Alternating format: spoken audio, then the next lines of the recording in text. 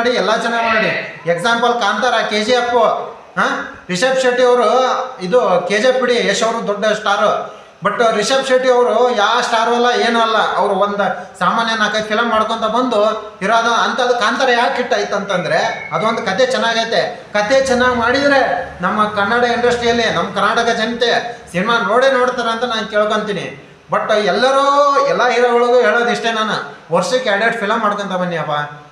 ವರ್ಷಕ್ಕೆ ಎಲ್ಲರೂ 2 ಫಿಲಮ್ ಮಾಡ್ಕೊತ ಬನ್ನಿ. ಮುಂದೆ ನಾವು ಕನ್ನಡ ಇಂಡಸ್ಟ್ರಿ ಉಳಿಬೇಕು, ಕನ್ನಡ ಥಿಯೇಟ್ರ್ಗಳು ಉಳಿಬೇಕು. ನಾವು ಕನ್ನಡ ಸಿನಿಮಾದನ್ನು ನಾವು ಮಾಡಿರೋಂಥ ಫಿಲಮನ್ನು ನಾವು ಜನ ನೋಡ್ಬೇಕಂತಂದರೆ ವರ್ಷಕ್ಕೆ 2 ಫಿಲಮ್ ಮಾಡ್ಕೊತ ಬನ್ನಿ ನೀವು, ಎಲ್ಲ ಸರಿ ಆಗುತ್ತೆ. ಇರೋದೇ 4 ಜನ ಸ್ಟಾರು, ನಮ್ಮ ಬಾಸು, ನಮ್ಮ ಡಿ ಬಾಸು, ಆಮೇಲೆ ಯಶಣ್ಣ, ಆಮೇಲೆ ಸುದೀಪ್ ಸರು, ಶಿವಣ್ಣ ಅವರು. ಇವ್ರು 4 ಜನ ಬಿಟ್ಟರೆ ಮತ್ತು ಯಾರು ಅಂತ ದೊಡ್ಡ ಸ್ಟಾರ್ಗಳು ಯಾರೂ ಇಲ್ಲ. ಅದಕ್ಕೆ ಇವರೇ ಮೇನ್ ಪಿಲ್ಲರ್ ಆಗಿ. ಶಿವಣ್ಣ ಬಿಡಿ, ವರ್ಷಕ್ಕೆ ಅವರು ಈಗ ಆರೋಗ್ಯ ಸಮಸ್ಯೆ ಅಂತ ಅವರು ಬರಲಿಲ್ಲ, ಫಿಲಮ್ ಡಿಲೇ ಆಗ್ತಾಯಿದೆ. ಬಟ್ ಅವರು ವರ್ಷಕ್ಕೆ 2-3 ಫಿಲಮ್ ಕೊಡ್ತಾ ಇದ್ದಾರೆ. ಯಾವಾಗೂ ಕೊಡ್ಕೊಂತಾನೆ ಬಂದಿದ್ದಾರೆ, ಮುಂದೆನೂ ಕೊಡ್ತಾರೆ. ಬಟ್ ಅದು ಬಿಟ್ಟರೆ ಸೆಕೆಂಡ್ ಪ್ಲೇಸಿಗೆ ಬರೋದೇ ನಮ್ಮ ಡಿ ಬಾಸ್ ಅವರು. ಅವರು ಇವತ್ತು ಜೈಲಿಗೆ ಹೋಗ್ಲಿಲ್ಲ, ರೇಣುಕಾಸ್ವಾಮಿ ಕೊಲೆ ಪ್ರಕರಣದಲ್ಲಿ ಅವರು ಈ ಕೇಸ್ ಏನಾರು ನಡೀಲಿಲ್ಲ ಅಂದಿದ್ರೆ ಡೆವಿಲ್ ಫಿಲಮ್ ರಿಲೀಸ್ ಆಗಿ ಇನ್ನೊಂದು ಫಿಲಮು ರಿಲೀಸ್ಗೆ ರೆಡಿ ಆಗ್ತಿತ್ತು. ಇಷ್ಟೊತ್ತಿಗೆ ಅಲ್ಲೇ 2 ಫಿಲಮ್ ರಿಲೀಸ್ ಆಗೋದು, ಅವರು ಜೈಲಿಗೆ ಹೋಗಲಿಲ್ಲ ಅಂದಿದ್ರೆ. ಅದಕ್ಕೆ ಎಲ್ಲರಿಗೂ ಕೇಳ್ಕೊಂತೀನಿ, ನಮ್ಮ ಮೇನ್ ಆಗಿ ನಾನು ರಾಕೇಶ್ ಸ್ಟಾರ್ ಯಶ್ ಅವ್ರಿಗೆ ಕೈ ಮುಗಿದು ಕೇಳ್ಕೊತ ಇದ್ದೀನಿ, ದಯವಿಟ್ಟು ವರ್ಷಕ್ಕೆ 2 ಫಿಲಮ್ ಕೊಡಿ ಅಣ್ಣ. 2 ಆಗಲಿಲ್ಲ ಕನಿಷ್ಠ ಪಕ್ಷ 1 ಫಿಲಮ್ ಆದರೂ ಕೊಡಿ. ಯಾಕಂದರೆ ಥಿಯೇಟ್ರ್ನವ್ರ ಬಗ್ಗೆ ಆದರೂ ಅವ್ರ ಕಡೆಯೂ ಸ್ವಲ್ಪ ಗಮನ ಕೊಡಿ. ನೀವು ಇಂಟರ್ನ್ಯಾಷನಲು ನ್ಯಾಷನಲು ಅವೆಲ್ಲ ಬಿಟ್ಟಾಕಿ. ಎಲ್ಲ ಫಿಲಮ್ಮು ಒಂದೇ ಲೆವೆಲಿಗೆ ಹೋಗುತ್ತೆ ಅಂತ ನಾವು ಹೇಳೋಂಗಿಲ್ಲ. ಎಲ್ಲ ಫಿಲಮ್ಮು ಒಂದೇ ಲೆವೆಲ್ಗೆ ಹೋಗಲ್ಲ. ಎಲ್ಲದೂ ಕಾಂತಾರ ಆಗಲ್ಲ, ಎಲ್ಲದೂ KGF ಆಗಲ್ಲ. ಈಗ ನೆಕ್ಸ್ಟು ನಿಮ್ಮ ಫಿಲಮ್ಮು ಬರ್ತಾಯಿದೆ ಟಾಕ್ಸಿಕ್ಕು, ಮುಂದಿನ ವರ್ಷ. ಅದು ಇನ್ನೂ 1 ವರ್ಷ ಕಾಯಬೇಕು. ಥಿಯೇಟ್ರ್ನವ್ರು ಏನು ಮಾಡ್ಬೇಕು ಮತ್ತು ಅವರು, ನಾವು ಅಂತೀವಿ ಪರಭಾಷೆ ಫಿಲಮ್ ಹಾಕ್ತಾರೆ ಅಂತೆ. ಬಟ್ ಅವರು ಥಿಯೇಟ್ರ್ ನಡೆಸ್ಬೇಕಂತಂದರೆ ಪರಭಾಷೆ ಫಿಲಮ್ ಹಾಕ್ಲೇಬೇಕು. ಅವ್ರು ಮೇಂಟೆನೆನ್ಸ್ ಮಾಡ್ಬೇಕಂತಂದರೆ ಅವರು ಪರಭಾಷೆನ ಹಾಕ್ತಾರೆ, ಇನ್ನೊಂದು ಹಾಕ್ತಾರೆ.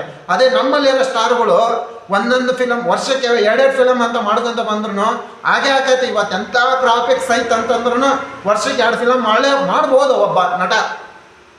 ಎಂಥ ನೀವು ಒಳ್ಳೊಳ್ಳೆ ಫ್ಯಾನ್ ಐಡಿಯಾ ಮಾಡ್ತಾನೆ ಅಂದ್ರೆ ವರ್ಷಕ್ಕೆ 2 ಫಿಲಮ್ ಮಾಡ್ಬೋದು ನೀವು. ನಾನು ಎಲ್ಲರಿಗೂ ಕೇಳ್ಕೊತ ಇದ್ದೀನಿ. ಕಾಟ್ರಿನ ಮಾಡಲಿಲ್ವಾ? ಕಾಟ್ರಲ್ಲಿ 1 ವರ್ಷದಲ್ಲಿ ಶೂಟಿಂಗ್ ಮುಗಿಸ್ಲಿಲ್ವಾ? ಅದಾಗಲಿಲ್ವಾ? ಕಾಟ್ರಿನ ಒಳ್ಳೆ ಫಿಲಮೇ.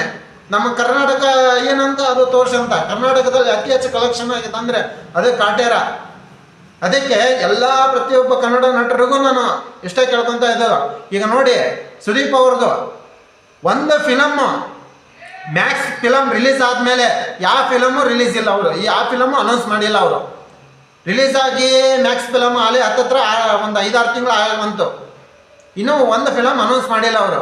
ಬಟ್ ಹಿಂಗಾದರೆ ಮುಂದೆ ಕನ್ನಡ ಇಂಡಸ್ಟ್ರಿ ಗತಿ ಏನು? ಇವರೇ 4 ಜನ ಫಿಲ್ಲರ್ ಇರೋದು. ಒಂದು ಡಿ ಬಾಸು, ಯಶ್ ಅವರು, ಸುದೀಪ್ ಅವರು, ಶಿವಣ್ಣ. ಇವ್ರು ಬಿಟ್ಟರೆ ಯಾರಿಲ್ಲ. ಇವ್ರು ಏನಾರ ಇಲ್ಲ ಅಂತಂದರೆ ಕನ್ನಡ ಇಂಡಸ್ಟ್ರಿನೇ ಇಲ್ಲ ಅಂಥದ್ದು ಇವರೇ. ಅದರಲ್ಲಿ ಶಿವಣ್ಣ ಒಬ್ಬರು, ನಮ್ಮ ಡಿ ಬಾಸ್ ಅವರು ಇಬ್ಬರು ಬಿಟ್ಟರೆ ಇನ್ನು ಉಳ್ಕೋದು ಸುದೀಪ್ ಅವರು ಆಗಲಿ, ಯಶ್ ಅವರು ಆಗಲಿ, ಅವ್ರ ಫ್ಯಾನ್ ಇಂಡಿಯಾ ಅಂತಂತ ಹೋಗಿ ವರ್ಷಕ್ಕೆ 4 ವರ್ಷದ ಒಂದು ಫಿಲಮ್ ಮಾಡಿದರೆ ನಮ್ಮ ಥಿಯೇಟ್ರ್ ಒಳ್ಳೆಂಥದ್ದು ಪರಿಸ್ಥಿತಿ ಇರಲ್ಲ. ಅದಕ್ಕೆ ನಾನು ಕೇಳ್ಕೊತ ಇದ್ದೀನಿ, ಎಲ್ಲರೂ ದಯವಿಟ್ಟು ವರ್ಷಕ್ಕೆ 2 ಫಿಲಮ್ ಮಾಡಿ ಅಂತ ನಾನು ಕೇಳ್ಕೊತೀನಿ. ಹಾಗೆ ಇದೇ ಏಪ್ರಿಲ್ 10ನೇ ತಾರೀಕು ರಾಜ್ಯಾದ್ಯಂತ ವಿಶ್ವದಾದ್ಯಂತ ವಾಮನ ಫಿಲಮ್ ರಿಲೀಸ್ ಆಗಲಿದೆ. ಅದನ್ನು ನೋಡಿ ಹರಿಸಿ ಬೆಳೆಸಿ ಎಲ್ಲ ಡಿ ಬಾಸ್ ಅಭಿಮಾನಿಗಳು, ಕರ್ನಾಟಕ ಜನತೆ, ಇದರಲ್ಲಿ ಫ್ಯಾನ್ಸ್ ವಾರ್ ಬರಬಾರ್ದು. ಎಲ್ಲ ಫ್ಯಾನ್ಸ್ಗಳು ಕರ್ನಾಟಕ ಜನತೆ ನಾನು ಕೇಳ್ಕೊಳೋದು, ಕನ್ನಡ ಸಿನಿಮಾವನ್ನು ನೋಡಿ, ಕನ್ನಡ ಸಿನಿಮಾ ಬೆಳೆಸಿ, ಕನ್ನಡ ಇನ್ನೂ ಎತ್ತರಕ್ಕೆ ತಗೊಂಡು ಹೋಗೋಣ. ನಮ್ಮ ಸ್ಯಾಂಡಲ್ವುಡ್ಡನ್ನು ಇಡೀ ಪರಭಾಷೆಗೆ ಕೌಂಟ್ರ್ ಕೊಡಬೇಕು, ಆ ಥರ ಉತ್ತುಂಗಕ್ಕೆ ಎತ್ಕೊಂಡು ಹೋಗೋಣ ಅಂತ ಎಲ್ಲರೂ ನೀವೆಲ್ಲ ಕರ್ನಾಟಕ ಜನತೆ ನೀವೆಲ್ಲ ಕೈ ಜೋಡಿಸಿದ್ರೆ ಮಾತ್ರ ಅದು ಸಾಧ್ಯ. ಅದಕ್ಕೆ ಇದೇ ಏಪ್ರಿಲ್ 10ನೇ ತಾರೀಕು ವಾಮನ ಸಿನಿಮಾ ಬರಲಿದೆ. ಅದನ್ನು ನೋಡಿ ಹರಿಸಿ ಬೆಳೆಸಿ ಅಂತ ನಾನು ಈ ವಿಡಿಯೋ ಮುಖಾಂತರ ಕೇಳ್ಕೊತೀನಿ. ಹಾಗೆ ನಾವು ಕಾರಣಾಂತರಗಳಿಂದ ವಿಡಿಯೋಗಳು ಮಾಡೋಕ್ಕಾಗಿದ್ದಿಲ್ಲ. ಇನ್ಮೇಲೆ ಪ್ರತಿಯೊಂದು ವಿಡಿಯೋಗಳು ಬರ್ತಾ ಇರುತ್ತೆ ಕನ್ನಡ ಸಿನಿಮಾಗಳ ಬಗ್ಗೆ, ಕನ್ನಡ ಸಂಘಟನೆಗಳ ಬಗ್ಗೆ. ಏನೇ ಆಗಲಿ ನಾನು ಕನ್ನಡ ಪರವಾಗಿರ್ತೀನಿ, ಕನ್ನಡ ಅಭಿಮಾನಿ. ನಾನು ಎಲ್ಲದಕ್ಕಿಂತ ಡಿ ಬಾಸ್ ಅಭಿಮಾನಿಗಿಂತ ಮುಂಚೆ ನಾ ಕರ್ನಾಟಕ ಅಭಿಮಾನಿ. ಅದಕ್ಕೆ ನಾನು ಎಲ್ಲರಿಗೂ ಕೇಳ್ಕೊಂತೀನಿ, ನೋಡಿ ಹರಿಸಿ ಬೆಳೆಸಿ ಇನ್ನೂ ಇದನ್ನು ಪ್ರೋತ್ಸಾಹಿಸಿ ನಿಮ್ಮ ಅನಿಸಿಕೆಗಳನ್ನು ಲೈಕ್ಸು ಕಾಮೆಂಟ್ ಮಾಡಿ ಅಂತ ಈ ವಿಡಿಯೋ ಮುಖಾಂತರ ಕೇಳ್ಕೊತಾ ಇದ್ದೀನಿ. ಜೈ ಡಿ ಬಾಸ್, ಜೈ ಕರ್ನಾಟಕ.